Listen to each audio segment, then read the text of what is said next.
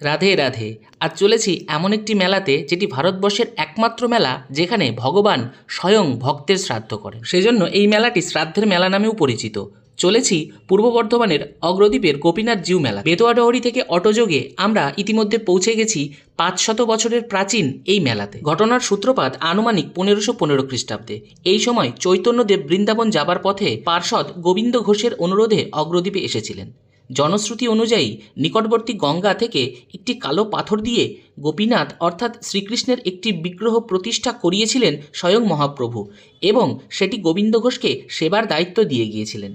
পরবর্তীতে গোবিন্দ ঘোষের স্ত্রী ও একমাত্র পুত্রের মৃত্যুতে গোবিন্দ ঘোষ শোকাহত হয়ে পড়লে ভগবান শ্রীকৃষ্ণ গোপীনাথ রূপে গোবিন্দ ঘোষকে স্বপ্নে দেখা দিয়ে আশ্বস্ত করেন যে তিনি নিজেই পুত্ররূপে গোবিন্দ ঘোষের মৃত্যুর পর তার শ্রাদ্ধ কার্য ও পিণ্ডদান সম্পন্ন করবেন। আনুমানিক 1581 খ্রিস্টাব্দে গোবিন্দ ঘোষের মৃত্যু হয় এবং চৈত্র মাসের কৃষ্ণপক্ষের একাদশী তিথিতে স্বয়ং গোপীনাথ প্রকট হয়ে পুত্ররূপে গোবিন্দ ঘোষের শ্রাদ্ধ কার্য ও পিণ্ডদান সম্পন্ন করেন। সেই বিরল ঘটনার স্মরণে প্রতি বছর ফাল্গুন মাসের কৃষ্ণপক্ষের একাদশী তিথিতে অগ্রদ্বীপে আয়োজিত হয় এই বিখ্যাত মেলা শুরু হয় চিড়া মহোৎসবের মধ্যে দিয়ে।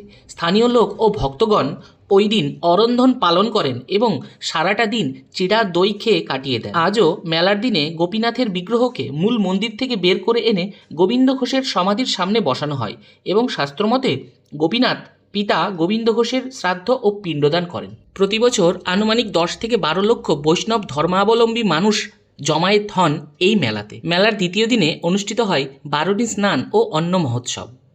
এই বারুণী স্নান পর্বে লক্ষ লক্ষ মানুষের জমায়েত ঘটে নিকটবর্তী গঙ্গা ঘাটে। বহু দূর দূরান্ত থেকে ভক্তবৃন্দ এখানে উপস্থিত হয়ে নিজ নিজ অস্থায়ী জায়গাতে আসন গ্রহণ করেন, যেটাকে স্থানীয় ভাষায় আখড়া বলা হয়। মেলা উপলক্ষে এখানে প্রায় কয়েক শত আখড়ার আসর বসে। মন্দির দর্শন করে এবার আমরা চলে এসেছি নিকটবর্তী গঙ্গা ঘাটে। এখানে এসে দেখতে পেলাম আজ চিড়া মহোৎসবের দিনেও কয়েক হাজার মানুষের জমায়েত হয়েছে গঙ্গা স্নানের জন্য। স্থানীয় বাসিন্দাদের কাছ থেকে জানতে পারলাম মূল মন্দিরটি আগে গঙ্গার খুব কাছে ছিল।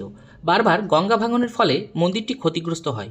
বর্তমান মন্দিরটি পরবর্তীকালে পুনর্নির্মিত হয়েছে। সমসাময়িক বিভিন্ন গ্রন্থ থেকে জানা যায় 18 ও 19 শতকে এই মেলার জনপ্রিয়তা গঙ্গাসাগর মেলার চেয়েও অনেক বেশি ছিল। প্রতিটি আখড়াতে আলাদা জায়গা থেকে আসা ভক্তমণ্ডলী রয়েছেন এবং প্রত্যেকের আলাদা আলাদা রান্নার ব্যবস্থা রয়েছে। সত্যি ভারতবর্ষের এই একমাত্র শ্রাদ্ধের মেলাতে আসা এবং মেলা ঘোরার অনুভূতি ছিল অবর্ণনীয়। বৈষ্ণব রসধারায় মনকে সিঞ্চিত করিয়ে একরাশ আনন্দ আর ভালো লাগা নিয়ে এবার আমরা বাড়ির পথে।